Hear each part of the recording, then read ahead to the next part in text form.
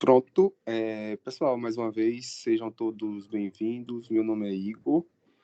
Sou aqui presidente da Liga Acadêmica de Terapia Intensiva. Hoje a gente tem como as ligantes aqui a Hilary e a Isla, eu chamo de Asla, apresentando um pouquinho sobre... Ela vai falar do tema, mas a gente está no bloco de UTI cardiológica.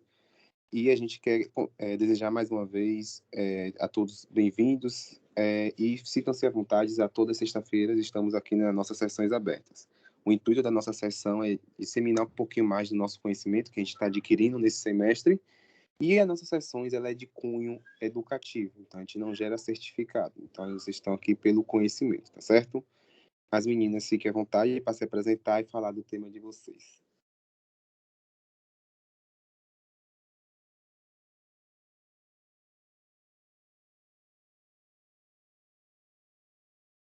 Oi, gente, boa tarde. Eu sou Hilary, minha amiga Isla. Nós estaremos falando com vocês um pouco sobre as principais cardiopatias adquiridas na UTI, tá? Eu espero que vocês curtam muito o nosso trabalho. A gente fez com muito carinho, a gente está bem empolgada para passar esse conteúdo para vocês, tá bom? Pode passar, por favor.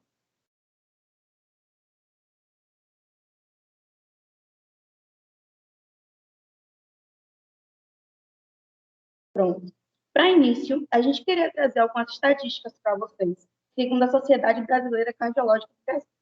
E eles estimam que durante alguns anos de estudo, se eu não me engano, foi até durante 20 anos, as doenças cardiovasculares, elas conseguiram levar 17,9 milhões de óbitos por ano, sendo que 31% das mortes globais hoje no mundo são cardiovasculares. No Brasil, também ela é a primeira causa de morte e de maior custo-benefício. Quando a gente fala assim, custo-benefício, a gente procura entender. E normalmente eles explicam porque são doenças que exigem mais, falo de cunho profissional, e também eu falo todo o exercício que a área em si, os materiais, as máquinas, tudo em si, principalmente sobre o tema que a gente está querendo trazer, sobre a UTI, acaba carregando muito. Então, também é a doença que traz maior custo-benefício hoje em dia. Em 2016, 350 mil brasileiros foram acometidos de forma grave por essas doenças. Eu acredito que durante essa estimativa de estudo que eles fizeram, esse foi o ano em que mais brasileiros, infelizmente, vieram a falecer de doenças cardiovasculares. E, atualmente, essas doenças também não se restringem à idade, sexo ou histórico familiar. Antigamente, a gente ouvia falar que essas doenças acometem mais a pessoas obesas ou a homens, né? É até válido mesmo que 40% das pessoas que são acometidas de doenças cardiovasculares são homens. Isso é realmente uma estatística, mas é porque hoje, basicamente, não é esse o ponto principal que norteia as doenças cardiovasculares. Infelizmente, a gente vê jovens, a gente viu agora mesmo nesse cenário todo da Covid, a comorbidade em si não foi algo que, ao passar do tempo, a gente foi vendo que era o principal fator para a pessoa ser acometida por aquela doença. E a mesma coisa acontece também nas doenças cardiovasculares. Jovens, pessoas que não possuem nenhuma comorbidade, como hipertensão ou diabetes, também são internadas em ambientes de terapia intensiva por conta de doenças cardiovasculares. Pode continuar.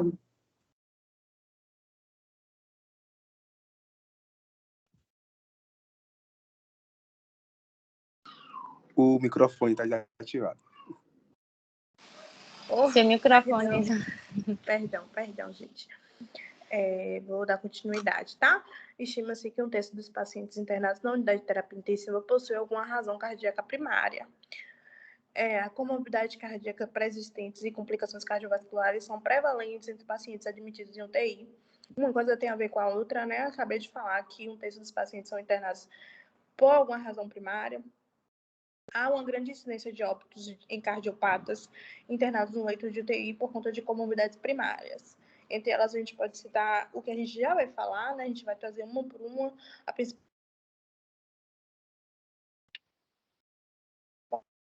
Pode dar continuidade.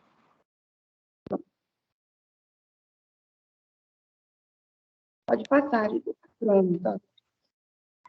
A primeira doença que a gente pode falar sobre que é realmente de pacientes que já estão há muito tempo internados, que têm um certo período, que muitos podem adquirir, são as arritmias cardíacas, que podem ser causadas por distúrbios eletrolíticos.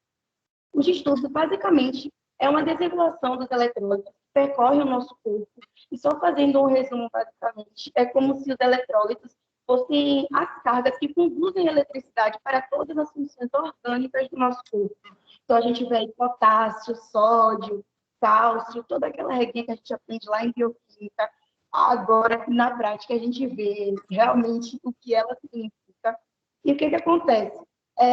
Diante de um paciente que está há muito tempo internado, ele começa a criar esse distúrbio eletrolítico dentro do corpo, é como se houvesse uma quebra da regularização que normalmente ele existe, e aí começam os órgãos principais começam a ser atingidos por isso.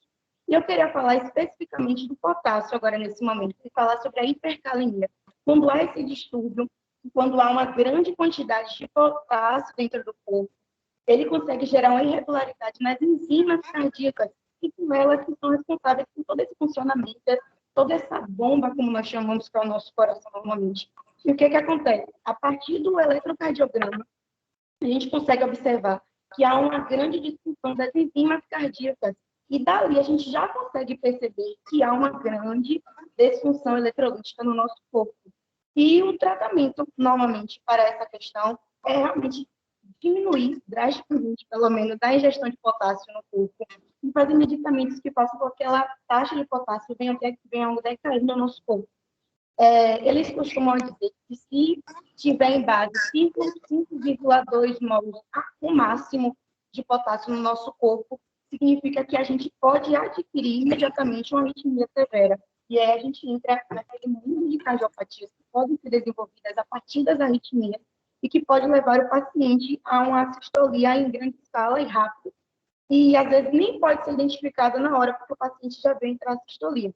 Então, a gente já consegue perceber que, com uma coisa que parece ser mínima diante do nosso corpo, que são esses distúrbios eletrolíticos, eles podem causar algo de grande escala, uma cardiopatia que pode levar o paciente até mesmo a óbito. Pode passar.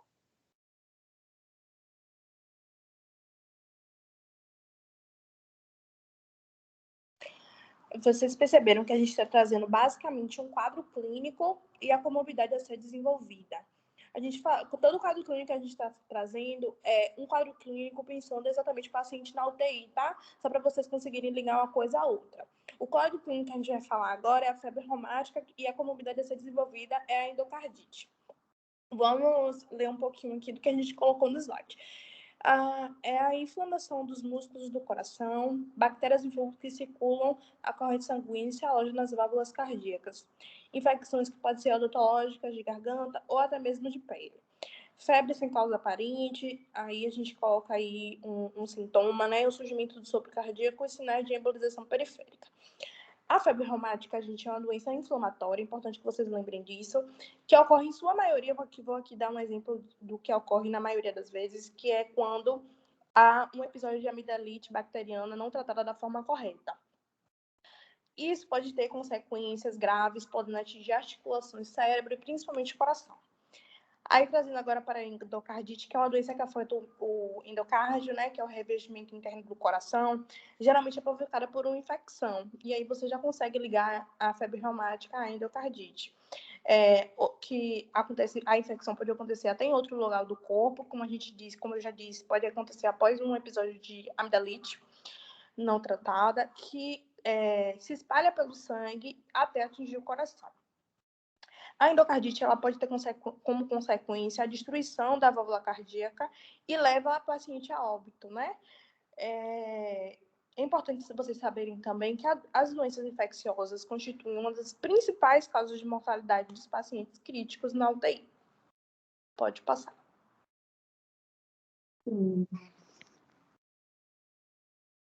Falando um pouco também sobre TVP, que é a trombose venosa profunda, que pode ser causada por imobilidade prolongada. Quando a gente já liga ao assunto de UTI, a gente já imagina aquele paciente que está por ali ou por um longo período, e ele acaba realmente ficando imobilizado, a maioria dos pacientes. E, diante disso, o paciente pode desenvolver uma TVP, que basicamente ela é caracterizada por um desenvolvimento de um coágulo sanguíneo, que é responsável por causar inflamação na parede do vaso. E isso impede o fluxo sanguíneo de uma forma muito extrema. Normalmente, eles se localizam mais nos nossos membros inferiores.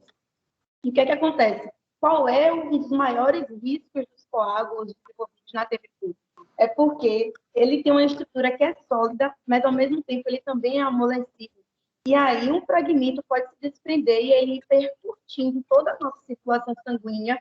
E normalmente que essa circulação vai para os pulmões, depois retorna para os rins, e aí a gente entra em uma extensa carga de TVP, que pode causar uma embolia pulmonar, embolia de todos os aspectos. Então, uma doença que também pode se parecer pequena, pode se parecer minúscula perto dos problemas maiores que podem surgir na UTI. Mas, infelizmente, a imobilidade prolongada pode causar isso. A Universidade Federal de Minas Gerais, ela postou um artigo esses dias, e que ela falava, até o que a gente colocou aqui no slide mesmo, que uma pessoa que está imobilizada por mais de 3 dias, ela corre um grande risco, na verdade, um pequeno, mas um grande risco ela desenvolver a trombose venosa profunda diante desse período que ela está imobilizada. E aí, quando a gente ainda junta com a carga de comorbidade que aquele paciente pode ser um paciente obeso, pode ser um paciente que venha a ter outras, que a gente vai falar um pouquinho aí mais para frente, que são ditas como doenças crônicas, doenças que estão mais no nosso dia a dia. E aí, a partir disso tudo, pode levar a um grande trombo que pode se paralisar, se alojar em qualquer área que possa trazer um grande malefício para o nosso corpo. A trombose também, ela hoje está como a quarta maior causa de morte ligada às doenças cardiovasculares. E isso não se discute a fatores de evolução nas tromboses, diante das suas complicações. Ou seja, a gente sabe dessa estatística, mas ainda é algo muito que é pouco discutido, o fato de fazer essa ligação, né? Por que essa doença mata tanta gente hoje e está ligada a essa questão da pessoa estar completamente imobilizada dentro do leito de UTI. Então, também é algo para a gente realizar, pensar mais e saber por que essas estatísticas não são mais levantadas com fervor diante do potencial que a doença tem. E essa também é uma questão muito da equipe toda, né? Enfermeiros, físio, técnicos e tal. É algo muito para ser trabalhado por toda a equipe. Agora eu vou trazer gente, a diabetes, né? Que é uma doença, como o Rico começou a falar, que é uma doença crônica que está no nosso dia a dia, que todo mundo conhece, né? E aí a diabetes como comorbidade desenvolvida, a gente vai falar sobre a aterosclerose, tá? Aqui está dizendo assim, segundo a Sociedade Brasileira de Diabetes, 68% da população diabética desenvolve problemas cardiovasculares ao longo da vida. Alterações metabólicas constantes com aumento da glicose e resistência insulínica. Acima do peso, como a gente vai falar também um pouquinho de diabetes, acúmulo de gordura, principalmente no fígado e abdômen. Resistência inflamatória do corpo, controle glicêmico. Bom, a diabetes, como a gente sabe, né, é a disfunção na produção de insulina. É um principal fator, um dos principais fatores para o desenvolvimento das doenças cardiovasculares. E é interessante falar que a diabetes, hoje eu trabalho em um local que a gente faz sempre anamnese e a gente sempre pergunta, né, o que o paciente tem aí de comorbidades, de patologias, e a maioria dos pacientes tem diabetes. E eles costumam falar para mim que, não, minha diabetes é totalmente controlada, não é nada demais não. Às vezes eles têm diabetes e falam que não tem. E aí eu pergunto, qual medicamento que o senhor toma? Aí ele me fala, Lifage. Aí eu fico tipo, então, porque a gente está tão acostumada com a diabetes que se tornou irrelevante no nosso dia a dia, uma patologia de um grau tão grande que pode causar tantos transtornos gravíssimos, principalmente na UTI, tá? A diabetes, como eu já citei, é uma disfunção na produção de insulina. E agora eu vou trazer também a diabetes com a obesidade, que a obesidade é um dos principais fatores de risco para e as pessoas também fecham muitos olhos para essa questão, né? A gente agora tem uma situação que a gente vê a obesidade como algo muito natural, tá trazendo assim para o nosso dia a dia como algo muito natural e algo muito relacionado ao amor próprio e não algo relacionado à doença que realmente é, né? E os tipos de doença que pode trazer após a obesidade. Bom, a aterosclerose Verdade, Igor. é o acúmulo de placas de gordura nas artérias, né? Esse episódio dificulta a passagem de sangue para os vasos que ocasionalmente não, frequentemente causa um infarto, né? Um dos principais sintomas aí dessa doença é a fadiga, a angina, né? Que é a dor, câimbras principalmente, tá? É isso, pode passar.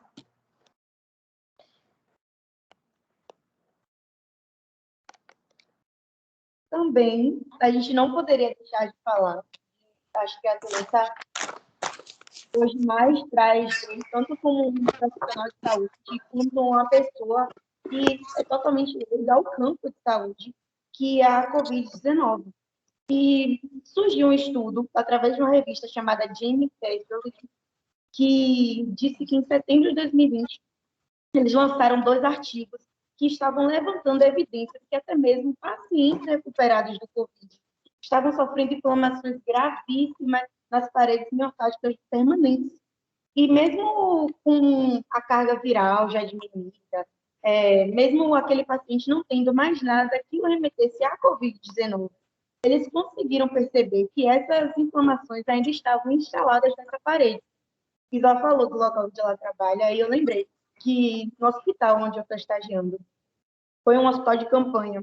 E semana passada eles começaram a retirar as instalações.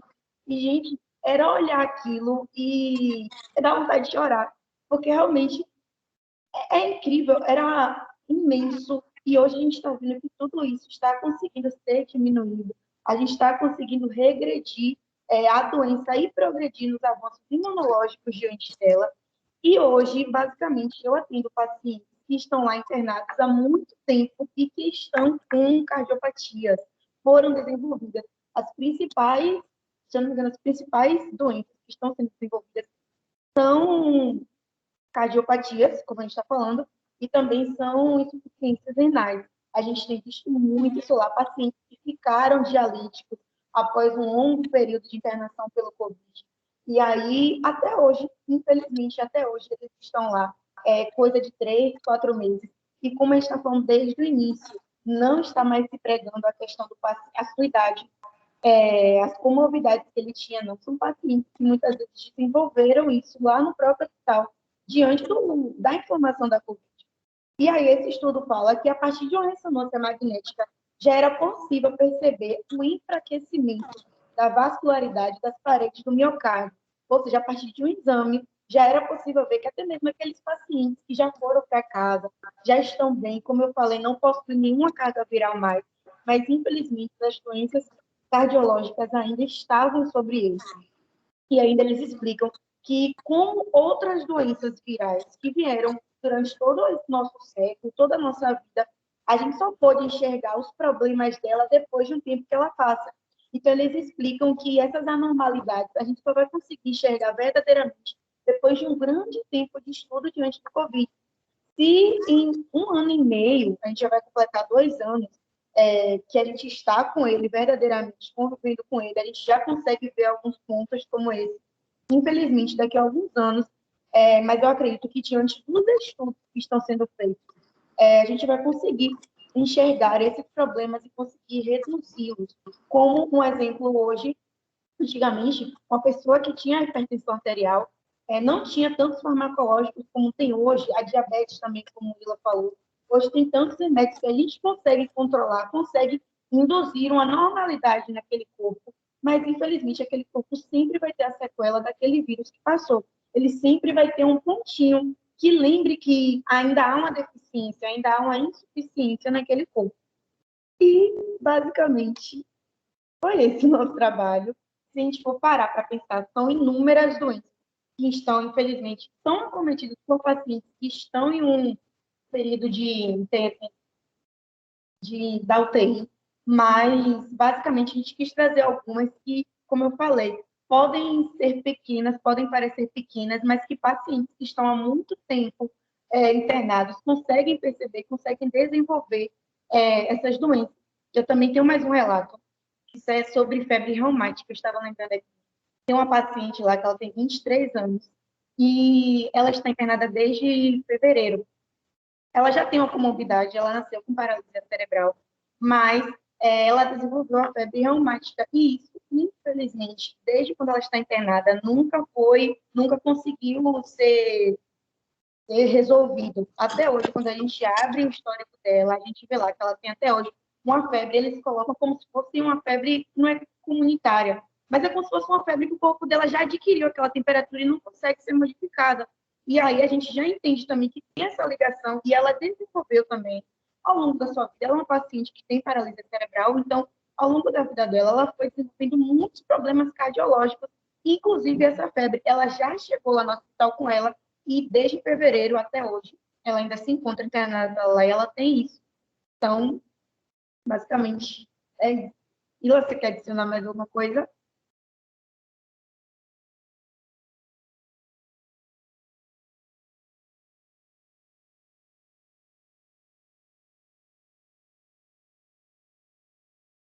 Mas, Isa? O áudio, Eu tô aqui acabando de falar e o áudio tá fechado. Ah, sim. Eu só quero complementar dizendo que a gente pesquisando sobre isso, eu percebi muito que a gente leva muito a sério, a gente não leva muito a sério as comorbidades que podem levar até as doenças cardiovasculares. As doenças cardiovasculares em si, a gente leva muito a sério, mas as comorbidades que podem levar, como diabetes, a obesidade, a Covid, entre outras coisas, a gente não leva. E aí, pensando nisso, que a gente fez o slide que a gente quis aí trazer esse tema que eu achei bastante interessante e de grande aprendizado para nós duas, né? E acho que para todo mundo também. É isso. Meninas, Muito obrigada. parabéns. Vocês trouxeram um tema de suma importância e relevância. A gente está em um bloco aí que a gente estuda um aparelho, que é um órgão-alvo, né? O coração. E quando a gente para pensar as síndromes que ele pode ser adquirido na terapia intensiva, são diversas, porque o nosso coração é nossa bomba, o nosso coração ele é responsável por diversas funções do nosso corpo. E aí achei bem interessante as questões das doenças que vocês trouxeram, linkadas às síndromes que o paciente acaba adquirindo.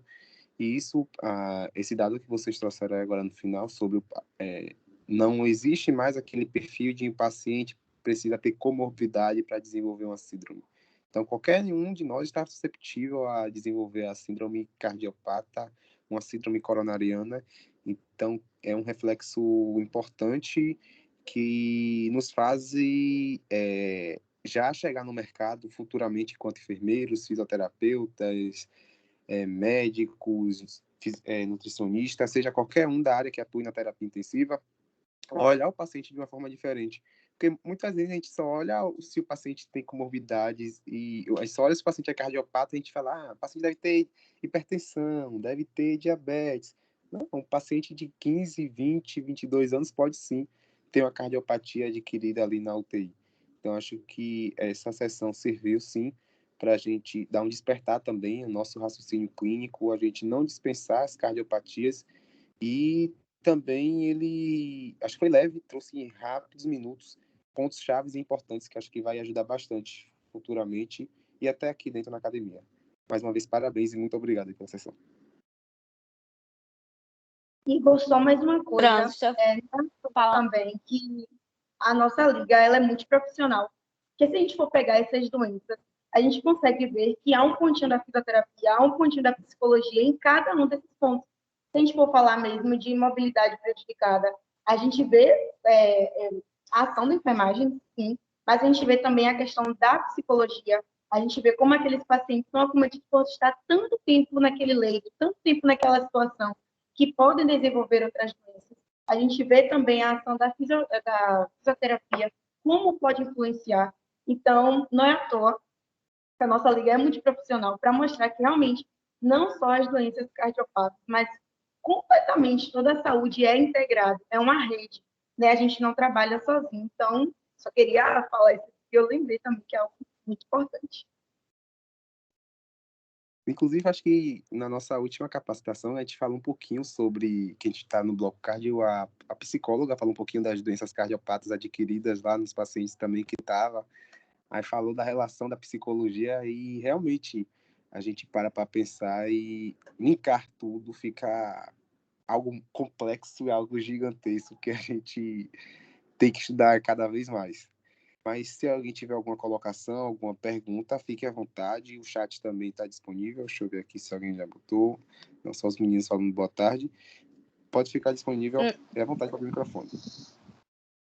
Não, eu só quero mesmo parabenizar, né, as meninas, Isla e Hilary.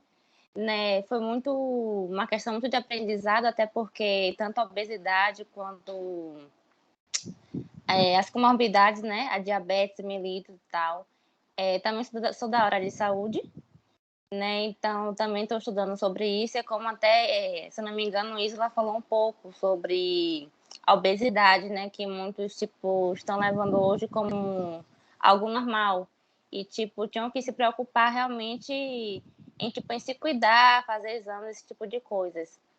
Então, temos que também prestar atenção nisso. Mas, meninas, parabéns, foi um assunto, tipo assim, eu falei, quando o Hilary falou, acabou, eu digo, meu Deus, ficou com um gostinho de quero mais. Parabéns pelo assunto, parabéns pelo aprendizado, parabéns vocês duas. E que vocês continuem com essa parceria, né, de apresentação, de amizade, e que vocês venham cada vez mais, né, a se profissionalizar, a serem, né, futuras, como diz, futuras, né, nem médicas, né, futuras profissionais, né, na área de vocês. Meus parabéns de verdade. Obrigada, muito obrigada. Verdade mesmo. Essa sessão que a gente faz, toda sexta-feira a gente faz, e segue lá no nosso Instagram da Aliade, que a gente sempre posta qual é o tema da semana e também o link. Então, muito obrigada de verdade a todo mundo, gente, que está assistindo. Eu estou vendo alguns nomes conhecidos aí. Muito obrigada e eu acho que é isso. Um beijo, obrigada. É isso aí. Como a gente não tem mais nenhuma pergunta, verifica aqui no chat. Quero agradecer a todos mais uma vez, reforçando aí o que Hilary falou. Toda sexta-feira, nosso Instagram sempre divulga lá o horário, ou é às 15, perdão, ou é às 17 ou é às 19 horas, temos sessão aberta sobre o bloco de terapia intensiva voltado ao cardio, tá certo? Muito obrigado a todos presentes nessa tarde, pessoal, e até a próxima. Esperamos vocês, tá certo? Tchau, tchau. Tchau, tchau. Tchau, gente. Obrigada.